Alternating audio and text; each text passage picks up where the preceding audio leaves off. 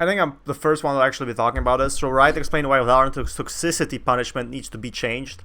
Riot Games are clamping down on toxic players in Valorant, but they're looking to rethink their approach after complaints are surfacing above the negative effect communication bans are having on other games. That's definitely true. I have to agree with this. Negative effect communication bans are a huge problem right now in Valorant, I would say. So toxic players are inevitable in online gaming. Regardless of genre, you will likely come across a degree of toxicity at some point. While trolls are often looking to ruin the game for others, Riot are keen on ensuring their impact is negated by their compressive reporting system on Valorant. So that works, that's fine, that's completely fine, that's okay. But players who build up enough reports for toxic behavior, listen to this, will be investigated by Riot. Providing there's enough grounds or enough evidence, the devs will punish the player in question with a ban of some kind, depending on the severity of their actions. Okay, actions, basically, if they're toxic, you're gonna get banned. But innocent players are beginning to grow tired of inadvertently having to pay the price for others' action. Okay, listen to this carefully. And Riot having responded to player complaints with one developer agreeing that the system needs to be improved. Should innocent players be paying for a price of toxicity? Exactly, that's usually communication is key in Valorant, right? And when one player is toxic, he gets muted for the next few games. That means he can't, play for or communicate for 4 other games. 4 other games. That's a lot of games,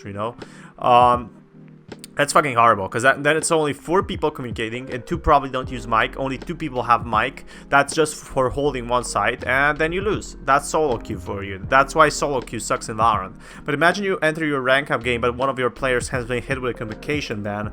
While this isn't the end of the world, it does handicap your team severely. Why should it handicap you? Like, if you are handicapped, they should match up with other players that are also not talking. That's my honest opinion. So if someone doesn't have a mic enabled, he should be playing against other people who don't have a mic enabled, and he can't talk for the whole game. So it's not like he can put the mic back in after the game starts, so they have communication or rather. It does handicap your team severely, and this is a cruise of one of Redditor's argument who believes that the way players are punished needs to be changed. If a randomly gets a player banned, your communications get hurt a lot. Why is this even a thing? That's so true. Someone is terribly toxic, you can just mute them, right? That's true. The user argued this garnered the attention of one of the developers whose responsibility is to dish out penalties relative to their actions. What we today isn't what we intend to be final solution, and we're working on making it better. So that's a pretty professional response. The developer explained, I'll admit you that we probably underestimated the negative effect on teammates of having a comms muted player. Especially you can notice around women, like a lot of people are getting muted around there. That's something that we're going to think about more. Of course, since Valorant is still very much in its infancy compared to where Riot wants it to be the long term, which is very good for content creators, especially for me and my friends, see Riot's ambition to expand the agent pool to 60 characters. They're continually learning how to adapt their approach with align with the community demands. The Valorant dev continue to explain how they'd be looking to change how the communication system works. An awesome future would be to have tools that give the speed of use and speciality. Have tools that give the speed of use and specifically of voice chat today. Well, like Apex Legends, that could work. With requiring players to participate in freeform voice chat.